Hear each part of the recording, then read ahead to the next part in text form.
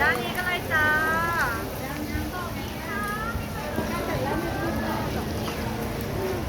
ไข่ร้อนๆเลยจ้าด้านนี้สั่งกันได้นะจ๊ะข้าวทะเลกระทะร้อนจ้าไข่ด้านนี้ก็เลยจ้าไปสั่งกันได้นะคะไข่ร้อนๆจ้า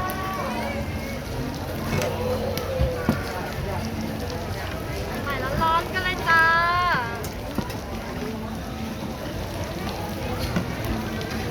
สั่งกันได้นะคะหอยทอดทะเลจ้า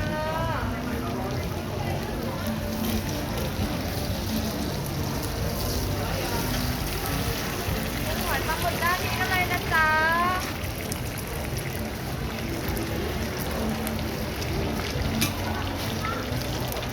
ได้ดีคะสั่งกันได้เลยจ้าเอารวมมิตรหรือหอยอย่างเดียวคะหอยอย่างเดียวจ้ะ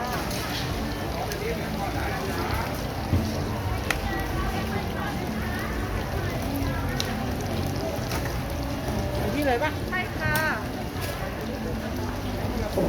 ได้ค่ะใช้ไหมคะใช้ได้เลยค่ะขอบคุณมากค่ะ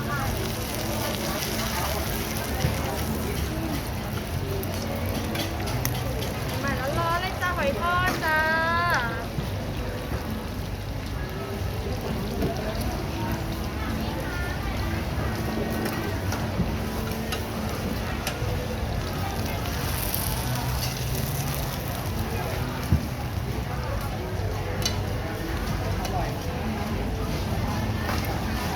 อร่อยด้านนี้เลยจ้าหอยทอดค่ะ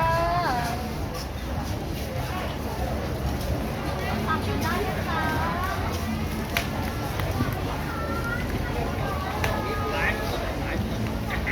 ใหม่แล้วร้อนจ้าหอยทอดจ้าได้80 บาท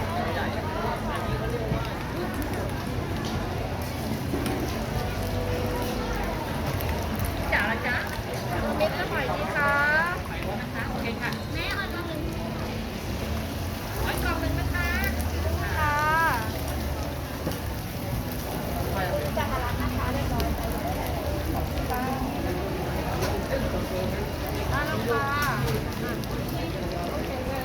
สั่งกันได้เลยจ้า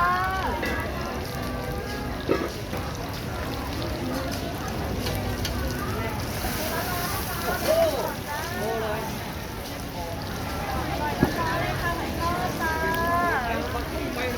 เอาใหม่เนี่ยใหม่เนี่ยชื่อโชว์ ชื่อไฟลุกโชว์เอาใหม่เนี่ยอ๋อกำลังโชว์กำลังโชว์อันนี้หอยทอดไฟแดงเหรอ เป็นจังหวะของมัน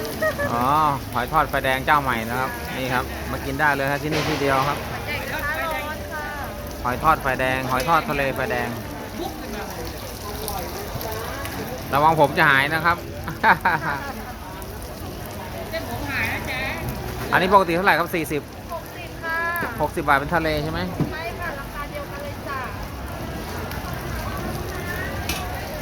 หอยทอดกระทะร้อนจ้าแวะสั่งกันได้นะคะใหม่ๆเลยค่ะ นี่ของแท้ต้องไฟลุก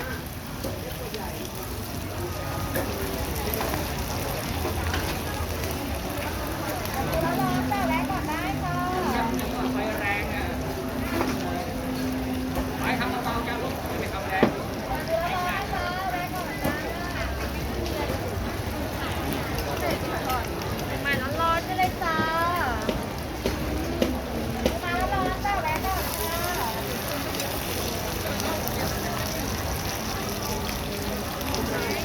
อันนี้ไม่ได้ไข่ปูอะไรค่ะ80ค่ะเนาะ ไวต้องไวนะเดี๋ยวไม่ทันเดี๋ยวมันจะ ไหม้นะครับ ต้องให้ไวนะครับ เดี๋ยวสักครู่จะทำไฟลุกโชว์นะฮะ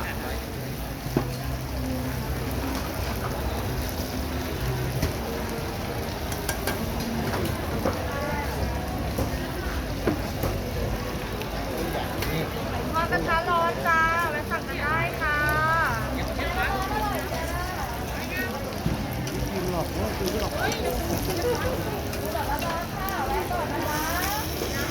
ใหม่ร้อนๆเลยจ้าหอยทอดจ้า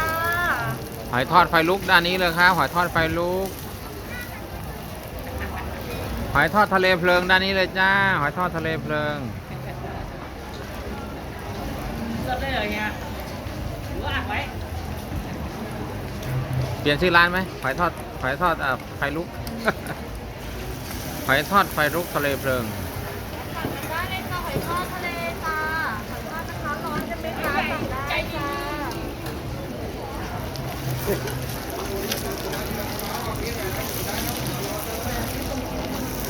ครับนี่ไฟลุกไฟลุก รอเลยค่ะเอาตัวนี้ก็หอยค่ะ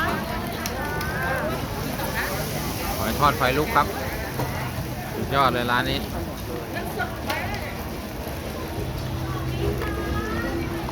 หอยทอดไฟลุกครับหอยทอดไฟลุก ทอดจ้า หอยทอดไฟลุกด้านนี้เลยจ้าหอยทอดไฟลุกจ้า ร้อนได้ที่สั่งกันได้จ้าแวะก่อนได้นะจ๊ะส่วนคุณแม่น้ำพริกใส่กุ้งค่ะแวะก่อนได้เลยจ้าลองสั่งได้เลยจ้าไปไหนเลยค่ะน้ำพริกใส่ทองอร่อยมากเลยค่ะทอดจ้าอร่อยนะที่สั่งได้เลยค่ะสั่งได้นะจ๊ะไปไหนเลยจ้า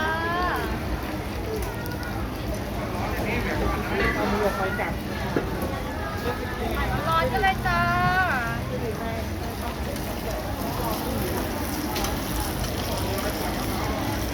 มาได้ที่นะคะแวะก่อนจ้า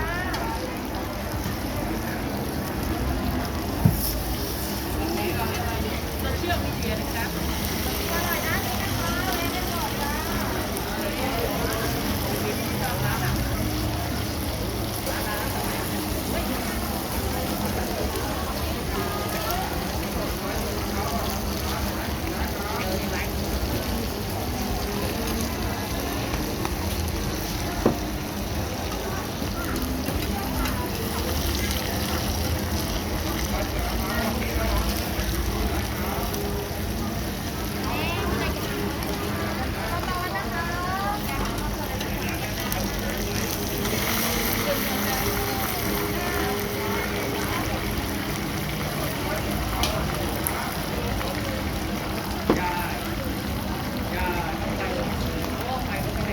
ขอบคุณที่ติดตามชมนะครับสุนิจโจทย์ชแนลยูทูบครับ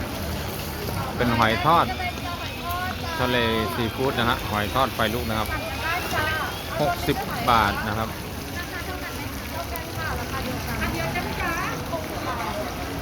60 บาทเท่านั้นนะฮะ